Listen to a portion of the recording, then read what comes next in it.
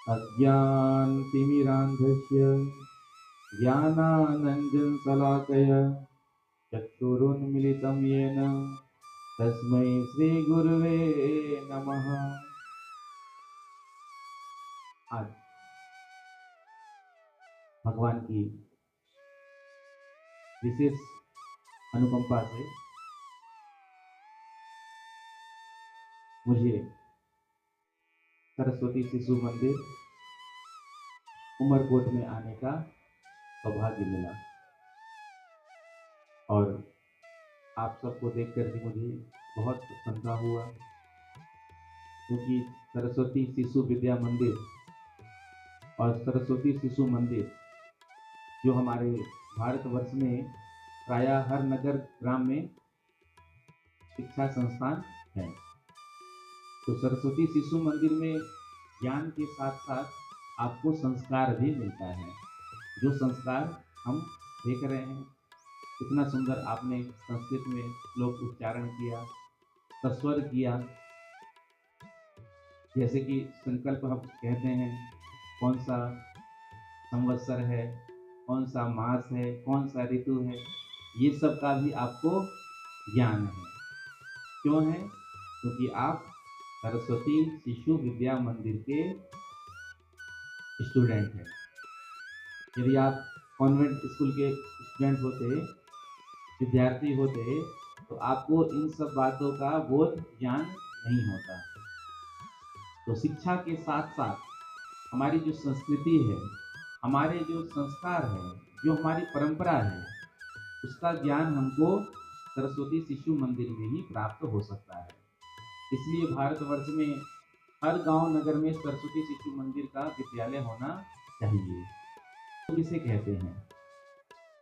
गुरु साक्षात भगवान स्वरूप होते हैं, भगवान से भी बढ़कर होते हैं। गुरु का अर्थ होता है गु माने अंधकार और रु माने प्रकाश। जो हमारे हृदय के अंदर से जो अज्ञान का प्रकाश, अज्ञान का अंधकार है, उसको दूर करके उसमें ज्ञान का प्रकाश उत्पन्न कर दे, उन्हें गुरु कहते हैं। इसलिए हम सबके हृदय में गुरुदेव के प्रति सच्ची श्रद्धा होनी चाहिए। यदि आपके अंदर गुरुदेव के प्रति श्रद्धा हो गया, प्रेम होगा, भाव होगा, तो गुरु कृपा से आपको जो असुलभ भी है वो आपको सुलभ हो जाएगा। हमारे यहाँ सनातन संस्कृति में कहा गया है, गुरु कृपा बलियसी। यदि गुरु की कृपा हो जाए, सबसे पहला गुरु जीव का कौन होता है? माता पिता। माता पिता जन्म देते हैं हमको, और हमको जीवन जीना कौन सिखाता है? गुरुदेव भगवान। क्योंकि हम जब विद्यालय में आते हैं, गुरुदेव हमको जब शिक्षा देते हैं, संसार का बोध ज्ञान के माध्यम से हमको कराते हैं। इसलिए हम सबके हृदय में गुरुदेव के प्रति सच्ची श्रद्धा होनी चाहिए। क्योंकि आज का जो समय चल रहा है, उसमें गुरुदेव के प्रति श्रद्धा का भाव समाप्त होता जा रहा है। आजकल के जो बच्चे हैं, जो स्टूडेंट हैं, पहले जैसे गुरुदेव को भगवान के स्वरूप में माना जाता था, लेकिन आज हम उनको भगवान के स्वरूप में नहीं मान पा रहे हैं। श्रद्धा में हमारी कमी आ गई है। तो हम सब अपने सनातन धर्म के बारे में जानें, संस्कृति के बारे में जानें। हमारा हिंदू धर्म जो है वो सर्वश्रेष्ठ धर्म है, सनातन धर्म। और हम सब सनातन धर्म में जन्म लिए हैं, ये हमारा सौभाग्य है। उसके बाद हमारा जन्म भारतवर्ष में हुआ, भारत माता की पावन भूमि में। तो इसलिए हम और सौभाग्यशाली हैं। तो हम सबका कर्तव्य है कि हम अपने संस्कृति के बारे में जानें, और हमारी संस्कृति में जो भी परंपरा हमको मिला है, प्राचीन परंपरा तो गुरुकुल की थी, जिसमें अध्ययन भी कराया जाता था, उसके साथ साथ शिक्षा, ज्ञान, संस्कार सब प्रदान किया जाता था। लेकिन अब स्कूलों में, विद्यालयों में केवल ज्ञान की ही शिक्षा दी जाती है, संस्कार की शिक्षा नहीं दी जाती है। तो ज्ञान के साथ साथ हमको संस्कार की शिक्षा भी चाहिए। जो हमारे शास्त्र हैं, पुराण हैं, वेद हैं, उन सब के बारे में भी हमको जानना है। जैसे गीता में कितने श्लोक हैं, रामायण में कितने चौपाई हैं, भगवत गीता भगवान श्री कृष्ण ने अर्जुन को सुनाई, ये सब भी हमको जानना है।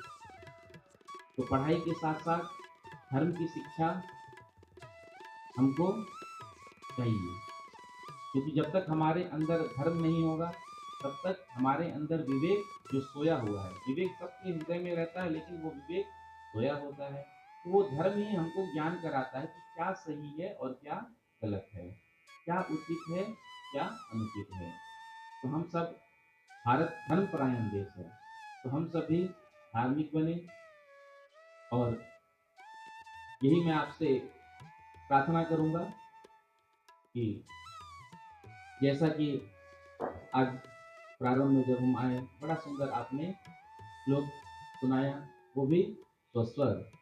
तो ऐसे ही और श्लोक और संस्कृत बोलना, संस्कृत का पाठ करना हम सब सीखें। सब्जेक्ट में संस्कृत तो होगा ना? कौन सी कक्षा तक? तो संस्कृत को पढ़ना हम सीखें। क्यों? क्योंकि हमारे यहाँ जितने भी शास्त्र हैं, पुराण हैं, वेद हैं, धर्म ग्रंथ हैं, वो सब संस्कृत में हैं। संस्कृत देववाणी है। आज हमारे बच्चे जब इंग्लिश में जब पोयम पढ़ते हैं तो हमको बहुत प्रसन्नता होती है, लेकिन हमारे बच्चे को संस्कृत पढ़ना नहीं आता है, इस बात पर क्षोभ नहीं होता है। इंग्लिश इंटरनेशनल लैंग्वेज है, ठीक है, लेकिन संस्कृत जो है वो देववाणी है, इसलिए संस्कृत का ज्ञान हमको होना चाहिए। जैसा चल रहा है वैसा ही बहुत सुंदर है, रोज अलग अलग पाठ होता है। तो आप सब हमारे धर्म में जो संस्कृति में जो संस्कार है, तो संस्कारवान बने। जब हमारे अंदर संस्कार होगा तो हम आगे चल करके खूब नाम कमाएंगे। तो मैं अपनी वाणी को यहीं पर काम करता हूँ। जय श्री राम, जय जय श्री राम, जय जय श्री राम, जय जय श्री राम, जय जगन्नाथ, जय जगन्नाथ, जय जगन्नाथ, जय जगन्नाथ।